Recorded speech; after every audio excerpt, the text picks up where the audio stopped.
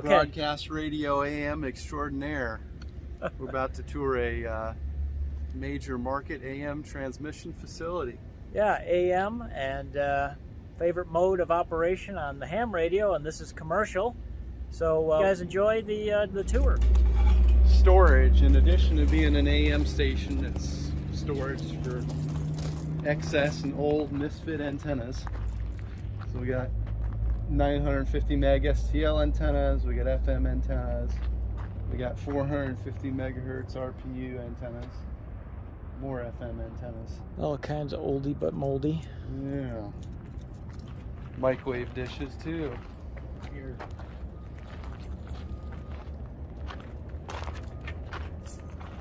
This place was built in the early 70s. Originally, the call letters were KLUC 1140 AM. Okay, that's what was on Google. Yes. Yeah. The call letters have changed throughout the years, but the frequency and the license has not. Let's get some lights on in here. We got AC power in from the utilities and a transfer switch for generator. This is the antenna phaser. Oh, okay. There are 4 towers, which And I'll show you guys that when we're done here. makes a directional array. So each tower has a tuning network, and it's adjustable for the amount of power that tower receives and the phase at which the energy is sent to the tower. And by adjusting the amount of power and the time of arrival that signal gets to the tower, you can generate a directional AM pattern. So this is the phaser. And do these pretty much stay static all the time? Yeah, They don't change? Very little. The only time adjustments required is if components in the antenna system change or things in the near field of the antenna change. Got it. Amazon just built warehouses all around this property, and that did change some of the tuning. Okay. So that's why this is adjustable. It's just a big giant tuner. There's big tuner. There's day pattern and night pattern. During the daytime, we're non-directional. Only one antenna is active, and it generates an omnidirectional pattern. At night, we have a very directional pattern to protect. And does that auto switches when the time comes, whenever it's set up? Yeah, there's a big ka-chunk, well, actually 4 big ka-chunk Like 6 relays. p.m. Boom, goes over. Yeah. And that's controlled by our automation system. RF current, you can see it's moving around. This station has what we call MDCL, modulation dependent carrier level. It reduces the carrier during audio modulation in order to save power. Oh. It makes the transmitter more efficient. Okay. Normally during AM, the carrier should not change in level. It's undesirable, but done right, we can see 30-40% energy savings. Okay, that makes sense. That's why the RF current, this is the common point current, is changing with the modulation.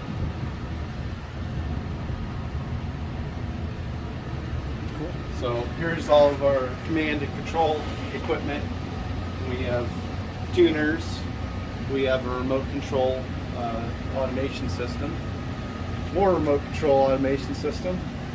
We have a 950 meg STL system. We got networking equipment.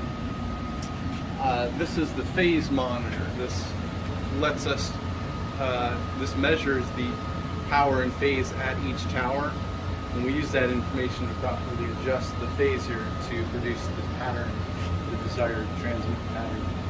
Cool. Down here we have an Orban 9200 audio processor. This does it all. It's compression, it's limiting, it's EQ, it's bandwidth control. And it basically is the last say in audio. It's what makes AM sound great. And it keeps your bandwidth and all that to where it legally wants to be and all that. Yeah. Right. FCC's happy. Your loudness levels and all that jazz. Right? Exactly. Yeah. We never want to exceed 99% negative modulation, but we absolutely can exceed 100% positive modulation. Right. Our stations, we typically run about 135% positive peaks. Cool. Yeah. Very cool. And that is the transmitter. And there's a transmitter, Harris. So this is a Harris DX10. It's a 10 kilowatt medium wave AM transmitter. It's solid state. It uses power blocks, basically slide in solid state modules with 6 transistors each, and is a digital modulation. Each module is turned on and off in a digital manner to generate the AM waveform. Let's see if we can get some meters going. There, PA supply. There we go. There you go. Yep. So the amplifier section runs on 240 volts DC. Ah. Okay. And I don't know why we don't have any forward current, but it's typically in the range of 50 amps, 50 to 100. Right. The bigger transmitters can be a couple hundred amps current. So here's a block diagram: oscillator, amplifier, buffer, driver, and then the amplifier itself. The audio input is converted to digital, and a modulation encoder determines which modules in the amp get turned on and off. That's a very rough waveform, and it is smoothed out by the bandpass filter. Trapezoid. Yeah. It's an LC. Let's take a look inside. Lots of boards. Yeah. So this is the metering here, and these are the various control boards, and modulation encoder, audio input board. That is the oscillator. And over here we have the MDCL board and power supply control, and then logic in and out. This is where we control the transmitter, that terminal block. You guys ever have to do any board work, or you just replace boards pretty much? These transmitters are very reliable. You probably don't have to do anything. It's every once in a while, if we have lightning or something like that, we'll have to replace an amplifier module. Got it. And they indicate with a little LED for a fault, and you unplug it. Pretty easy peasy maintenance on it and everything. Yeah. Even though this is solid state, it's not a new design. These transmitters came out in the early 90s. So, Yeah. quite a long service life. Nice.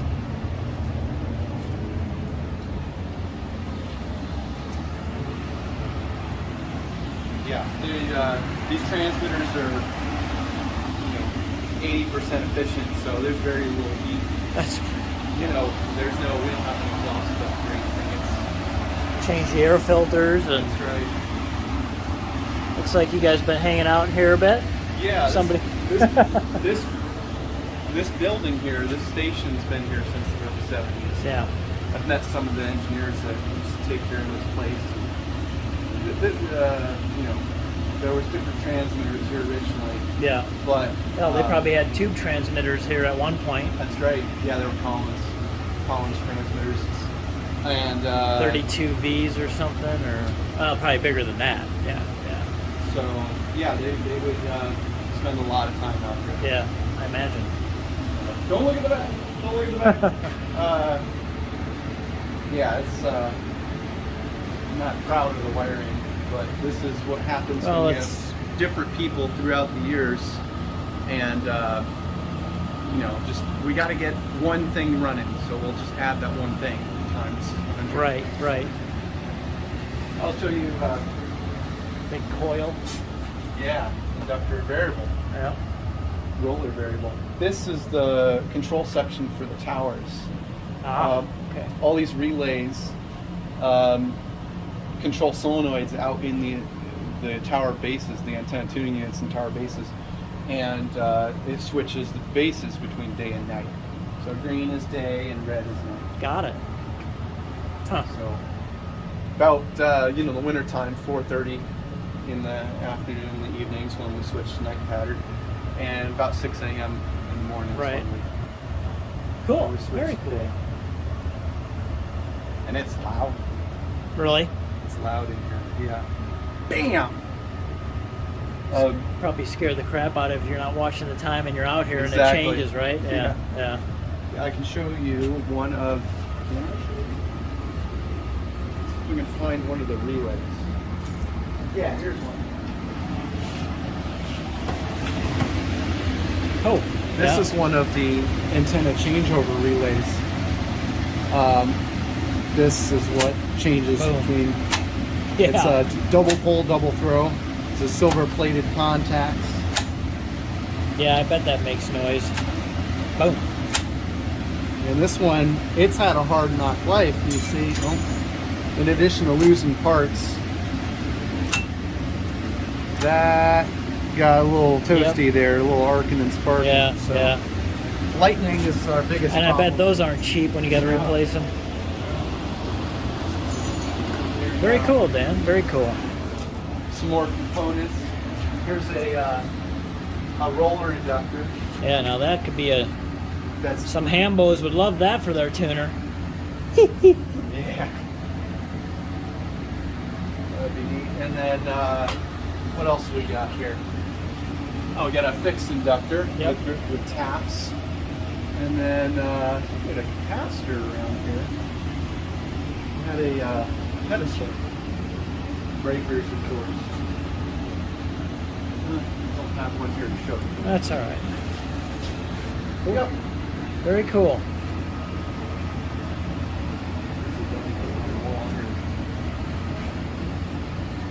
And I bet the AC's got to be good in here in the summertime when it's 120 out here. We actually had it go out, and the DX10 was still running. Really? It was 130 degrees. It was 135 degrees. That's a good transmitter. This stuff's pretty rugged. Yeah, That really shortens the life on the capacitors. I bet. But, If it was a tube transmitter, probably light on fire at that point. yeah. Very cool, Dan. All right. So, check it out. Let's check out some of the town. You can pull it up on the internet. It's going to be a little bit difficult because we're looking into the sun. Right. But what do you want to walk to close? Whatever's easiest. Oh, look at the Yeah. feed line coming down. Oh yeah. Oh, here, pause. See this on the ground? This wire? Yeah. 12 gauge copper, and it's been spliced there.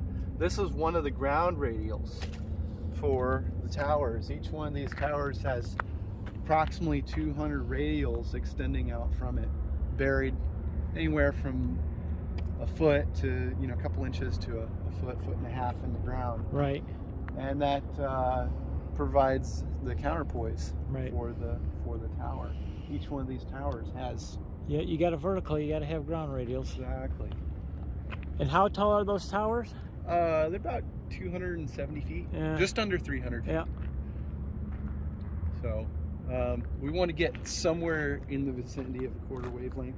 Right. It makes tuning easier. Now you don't go up into these towers, do you? Well, there's not a whole Nothing to do. Not a whole lot to do except make sure the tower lights work. Got it.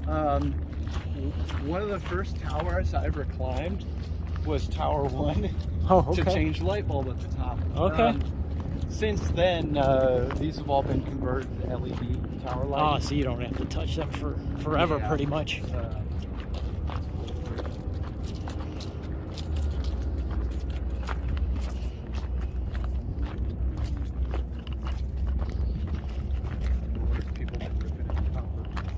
Copper theft is a big issue with the Yeah. radials. Copper is $4 a pound. And There's a lot in the ground here. Thousands of pounds of copper. Here's the base of one of the towers, and the tower is series fed, meaning the tower itself is insulated, the guy lines are insulated, and the base is insulated from ground. All the energy is fed to the base of the tower. These cabinets here are the ATUs, the antenna tuning units. They match the base of the tower to 50 ohms. Okay. So the transmission lines are buried coming from the building. They're 50 ohms, and the ATU is the tuner. The phaser isn't an impedance matching device. It doesn't tune in that way. It is just the amount of power going to each one of these towers. Okay. And the phase, in other words, the time at which the waveform arrives at the Got tower. it. So the ATUs are really the tuning component. Are those big ferrites? Those rings, Yeah, those rings. the two donuts you Yeah. see are called Austin ring transformers. Okay.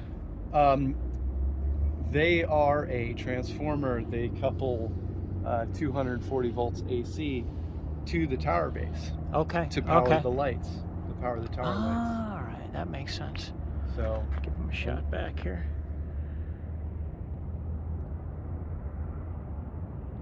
that was A10 Warthog. Very neat. So there's 3 cabinets here because there's more than one AM station at this Right. facility. This tower actually does double duty. It's one of the towers in a 4-tower array for 1140, and it's one of 3 towers for 720 AM. Okay. So the small blue cabinet is the ATU for 1140. I've listened to 720 up north by me. Yeah, and the big cabinet's the ATU for 720. Okay. This tower is the daytime tower. The daytime for tower. 720. Okay. The other cabinet is the filter. It keeps the 720 energy out of 1140. Okay. So when you Okay. combine those Very two, cool, you don't man. want Very cool. energy from the one station getting into the other. Right. So there's filters on it. You can see the copper strap there going to the units and the base. Yep. All right.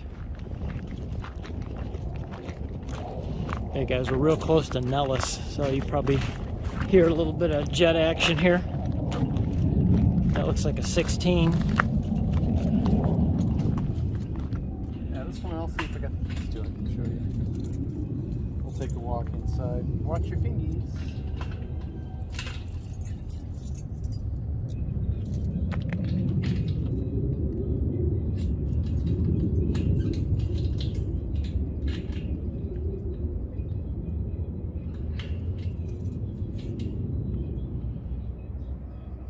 So this suspended feed line is a 4-inch heliax transmission line. This gets the FM. This feeds the FM antenna that's on this tower. Oh, okay. All the AM transmission lines are buried, but Got that it. 4-inch line is for the FM combined antenna array. So we're in daytime power, so watch your fingies. This 4-inch transmission line goes in this barrel-looking thing. That's an ISO coupler, an isolated coupler. And what's that do? It lets. And this is FM. This is FM. FM. Okay. So this tower is doing triple duty actually. Okay. It is a tower for 720 AM. It's one of 3 towers in the array. This is a tower for 840 AM, and this is also supports an 8-bay FM antenna. So because it's series fed and it's insulated from the ground, we couldn't just have an FM feed line going right up the tower. It would short it out. This ISO coupler provides isolation from the AM energy. It doesn't get coupled down the FM transmission line. Okay. While still allowing the FM to pass.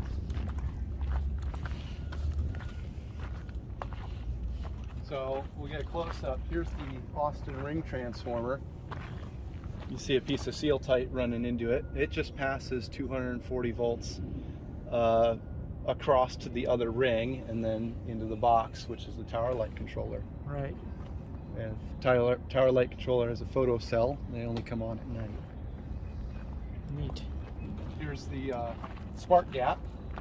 So Ah, okay. Yeah, yeah, when yeah, lightning yeah. hits, we want it to jump that gap. You've got that and be set, so shunted to ground, right, instead of going down the transmission line and tearing up all the equipment inside. Here's the FM transmission line hits the tower. Its shield is bonded and it goes all the way up to the top. Yep. There's a safety climb rope for climbing. I'll take a walk up there. Yeah, take a quick jaunt. And here's where the energy is actually being passed from the ATU Okay. to the base of the tower. Japanese copper. Yeah. So it's probably 20 amps of RF energy flowing through there. So you're and saying I shouldn't grab that right now? probably a couple hundred volts. Would be a bad idea if you grabbed it. Have a bad time. Yeah. Might be taking a ride to the cemetery after that. If I had a fluorescent tube, I could wave it near and It would light up. glow Yeah. up. Yeah. Okay. Here's one of the ATUs.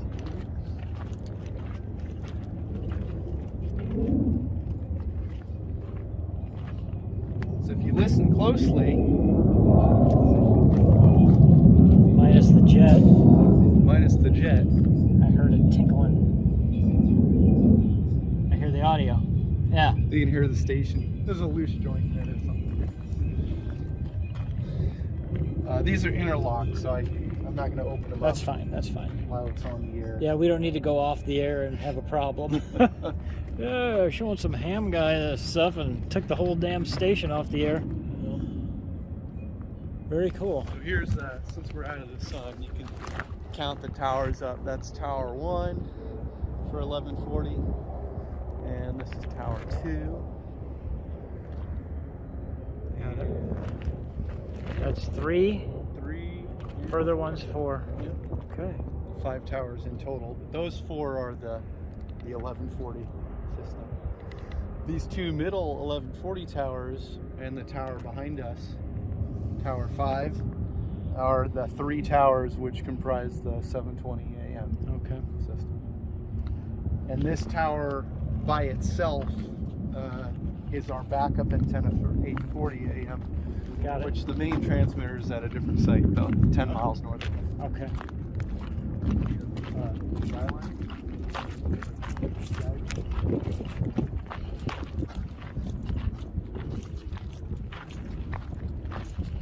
This is one of the guy anchors. It's got the egg insulators, got the turnbuckles. I bet you those are in some cement for sure. Yeah, this goes down about 15 feet. And there's a couple tons of concrete down there. Cool. Guy lines are broken up every 80 feet or so that they are electrically invisible Yeah. to the tower.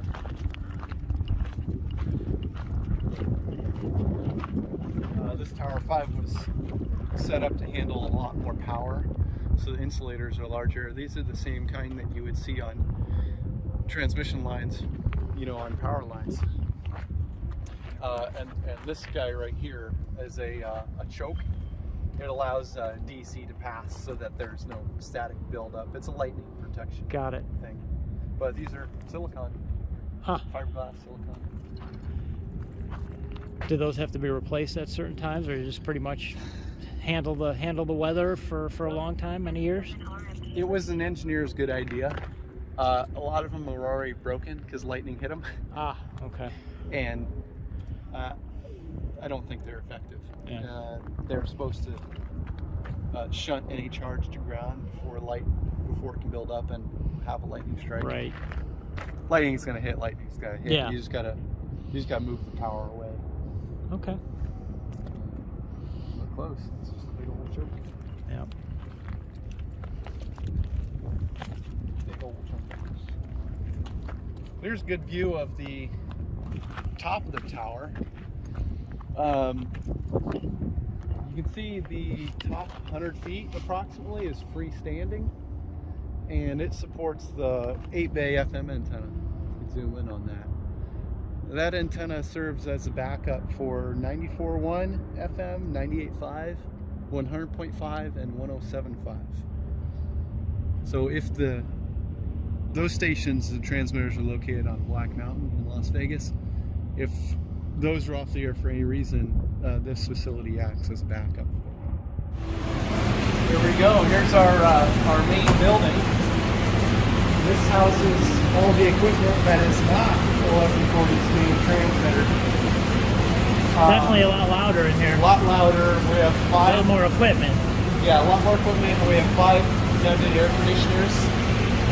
And this building was built with all the air conditioning and the power and the room to actually support other stations so that we can lease out. They can lease, space. right. And that's actually what happened. These barrel-looking things, this is the combiner for the FM system. It combines 4 10-kilowatt FM transmitters into that single 4-inch transmission line. These are 3-pole filters each station.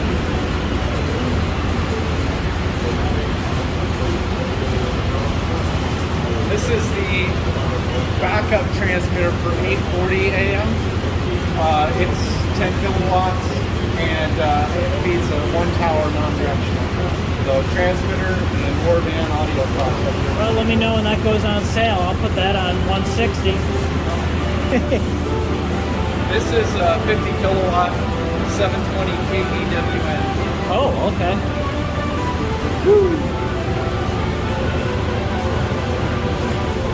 This is the main transmitter. It's a Harris 3GX50, a more modern version. Yeah. And this is a Harris DX10. This is the backup transmitter for 720. Okay. So main and backup transmitter are both here. We can switch between them at will with this control panel here, main and aux. Got it.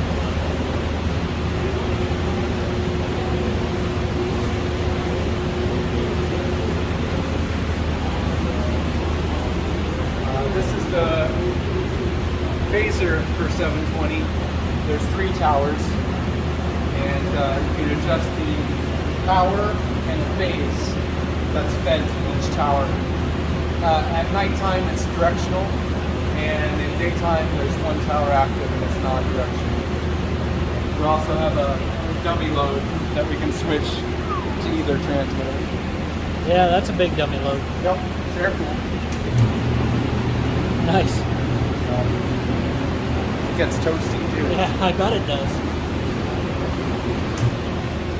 They did a good job plumbing this up. You can see all the copper transmission line.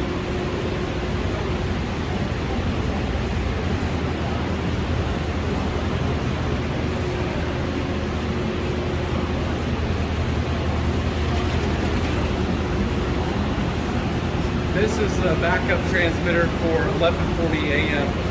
It's in this new building because the intention was to move all the 1140 equipment out of the old building into this building. Got it. The phaser and the main transmitter and the ancillary. Okay, okay. Is that another dummy load there? It is. Yeah.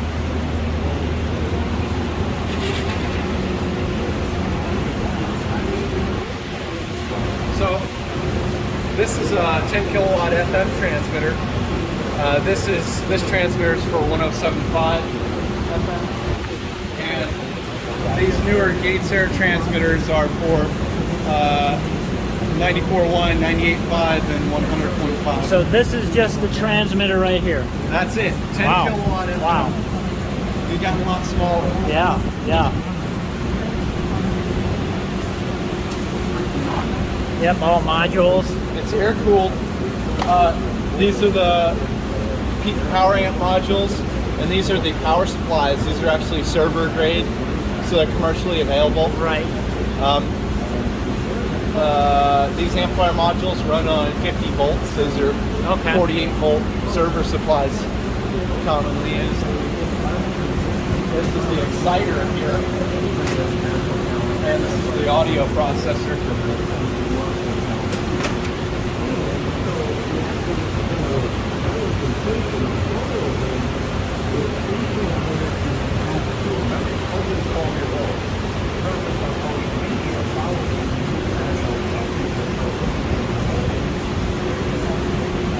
Some backup computers and some remote control equipment and some audio streaming equipment. We have a unlicensed 5.8 data link for control.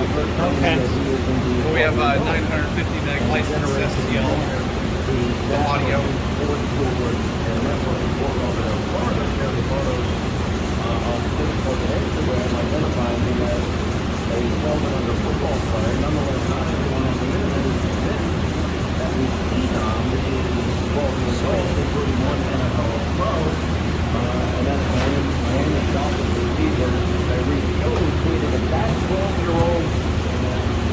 There's some AM stuff. Oh yeah. Bilar mod monitor. Yeah. And an oscilloscope. And that combined with the spectrum analyzer is completely managed here. It's one of the cabinets. It runs 25 kilowatts in a day and 7.5 kilowatts a day. Nice.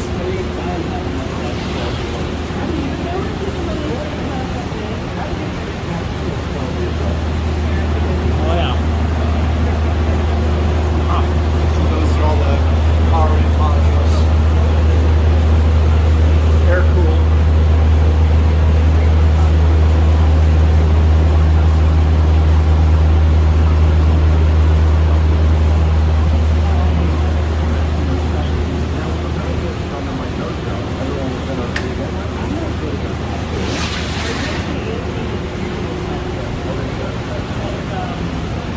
Not a whole lot to see in here, but this is a power supply cabinet.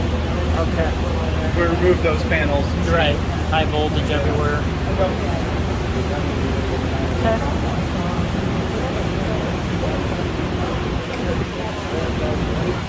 Let's look inside the FM. It's a Knox-out FM transmitter. There's 4 power amp modules and 8 power supply modules. Dual redundant exciters. And then command and control.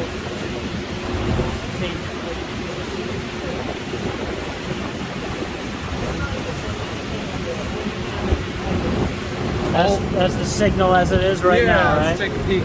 All our FM stations are HD, so you'll see the FM carrier there in the middle, and then the 2 pedestals on the side is the HD That's signal. the HD, okay. Because you're sending digital stuff. That's like that RDS or whatever you just receive on your FM. RDS. You get that info. Is that what that is? Or no, RDS is actually embedded in the audio. Okay. HD radio is completely separate from FM. It's a separate signal. Okay. It's actually you could have HD and no FM, or you could have all HD. Right. It's called IBOC, in band on channel, meaning that those digital pedestals are in the same channel, but they're in the same band, but they're not actually on the channel. Got it. It's separate modulation. Okay. But this transmitter does both at the same time. Got it.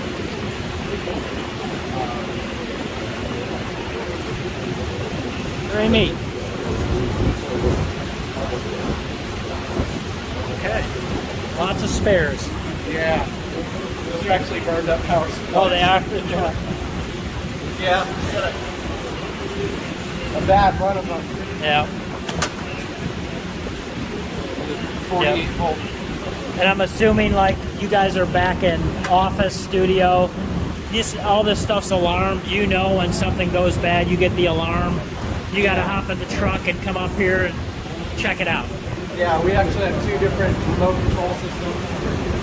This one is Burke, so they're manufacturer. It's like home automation, but for nerds, right? For broadcast.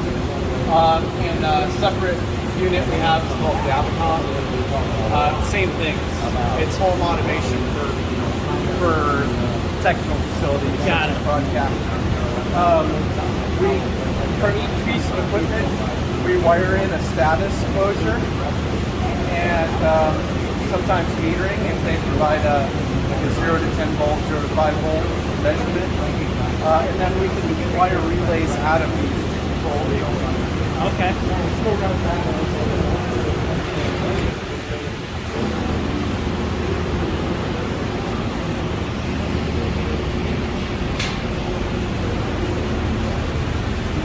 So this is all the metering, status, and command wires for this facility. So each one of those wires does a function such as, transmitter on, transmitter off, or the transmitter is on, or the transmitter is off, or the transmitter is in alarm, or it's a variable signal such as this voltage is the measured transmit power out or whatnot. Right. So lots of hookups. Lots of hookups.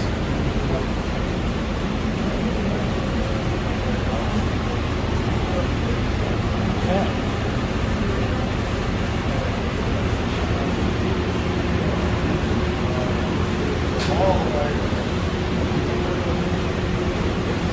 There's the rear of one of those FM transmitters.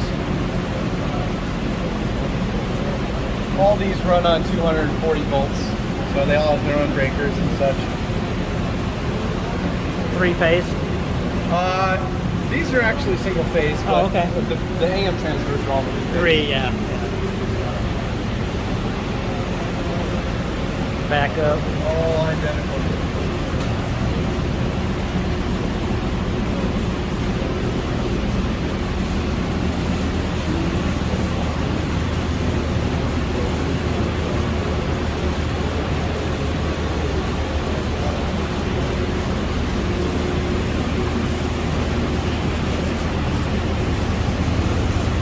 There's the cap. Yeah. 0.001 microfarad. Yep. Another variable inductor. AM tuning unit. Yep. Spares on the shelf. There's this is a static drain choke. This drains any energy from the tower to ground. It's lightning prevention, Okay. arc prevention. Well, that's always a big concern when you got all those big towers like that. That's just a target. So,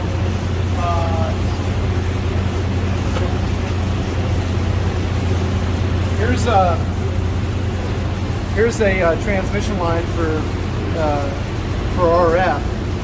You can see it's got an outer jacket and center conductor. Okay. And Teflon insulators. So this is really low loss, really high power handling. Much ability. different than what ham guys are used to, that's for sure. We don't use braided coaxial cable. Right. They just don't hold the power. They just don't hold the power, and they're not rugged. Lossy. Yeah, and we're not flexing either, so Right. we don't have to worry about piece of installation. That's all custom fitted.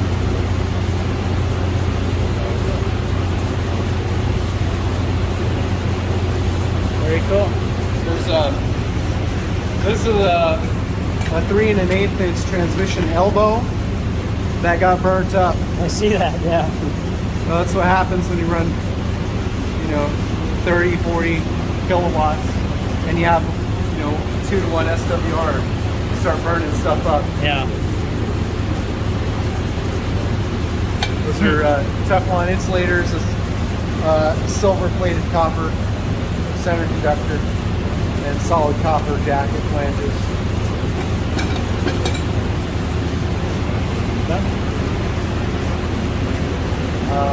Those are, right here we have isolation transformers. Oh. Step down, this building is 480. So these transformers convert Down to 240. 243 phase. All right, well that's going to be your transmitter tour. I thank Dan for the big walk around.